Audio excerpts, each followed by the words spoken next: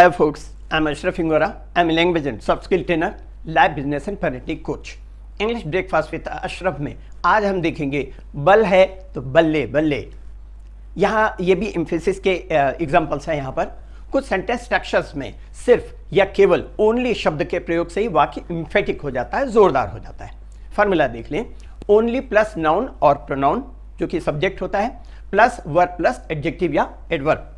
इसके अलावा कुछ शब्दों के प्रयोग से कुछ शब्दों का स्थान बदलकर मतलब बदलकर और उनके प्रोनाउंसिएशन में दबाव या जोर या स्ट्रेस देकर भी एम्फेटिक सेंटेंसेस बनाए जा सकते हैं। एग्जांपल देखिएगा, only 2 more days to go, सिर्फ 2 दिन ही बचे हैं। Only human being are capable of reason, इसका मतलब सिर्फ मनुष्य ही तर्क के योग्य हैं। उसी तरह आई वॉज ओनली जोकिंग, मैं तो सिर्फ मजाक ही कर रहा था। She is their only daughter, इसका मतलब सिर्फ वह उनकी इकलौती बेटी है। We were the only people there, सिर्फ हम ही लोग वहां पर थे। इस तरह I was the only one asking questions, सिर्फ मैं ही सवाल पूछ रहा था। The bus was only half full, इसका मतलब बस सिर्फ आधा ही भरी थी। It is found only in India, यह सिर्फ भारत में ही पाया जाता है। Shops close only on Sunday, दुकानें सिर्फ रविवार को ही बंद होती हैं। Only a handful of people came to the concert, इसका मतलब संगीत समारोह में सिर्फ मुट्ठी भर लोग ही आए। Only a handful of people came to the meeting, सिर्फ मुट्ठी भर लोग ही सभा में आए। Only one question remained unanswered, केवल एक ही प्रश्न अनुत्तरित रहा। She could only respond in broken English, वह सिर्फ टूटी फूटी अंग्रेजी में ही जवाब दे सकी। एक और एग्जांपल देखिए, we can not measure pain directly, it can only be estimated, इसका मतलब दर्द को सीधे नहीं नापा जा सकता, इसका सिर्फ अंदाजा या अनुमान ही लगाया जा सकता है। There was only one person besides me who knew her, मेरे अलावा सिर्फ एक ही व्यक्ति था जो उसे जानता था। Her cancer can only be controlled not cured, उसके कैंसर को सिर्फ नियंत्रित ही किया जा सकता है, इलाज या निदान नहीं किया जा सकता। कुछ सेंटेंसेस में टू TOO मतलब ऑल्सो होता है, जिसका अर्थ भी के प्रयोग से वाक्य जोरदार एम्फेटिक बन जाता है। साथ ही यह भी ध्यान दें कि टू की जगह बदलने से भी वाक्य का अर्थ बदल जाता है।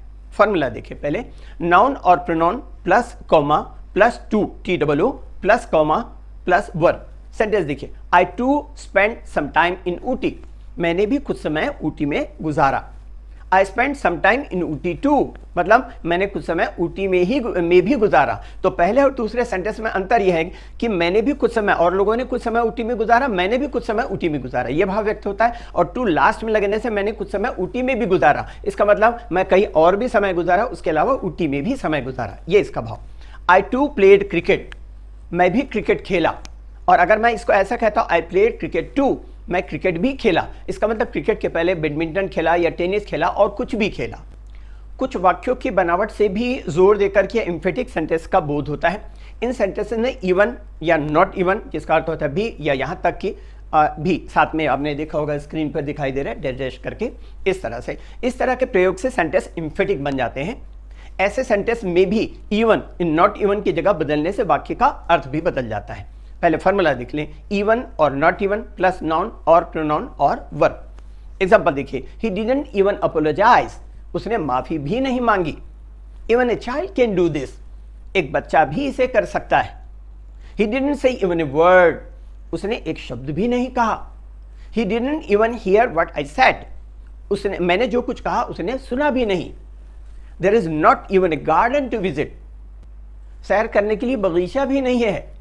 She couldn't recognize even her husband, वह अपने पति को भी नहीं पहचान सकी।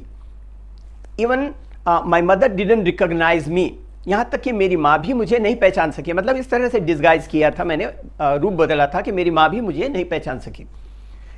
अब देखें एक और example, it is so cold that even the river has frozen, इतनी ठंड है कि नदी भी जम गई है।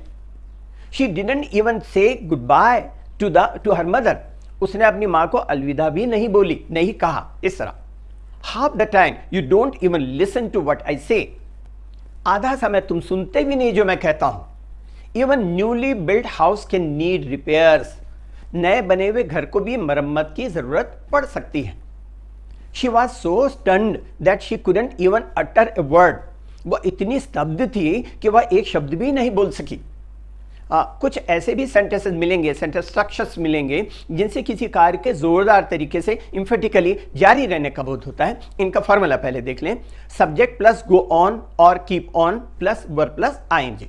जैसे दिस बेबी कीप्स ऑन और गोज ऑन क्राइंग, यह बच्चा रोता ही रहता है, मतलब रोता रहता, कंटिन्यूअस का सेंस है। She went on kept on singing, वह गाती रही।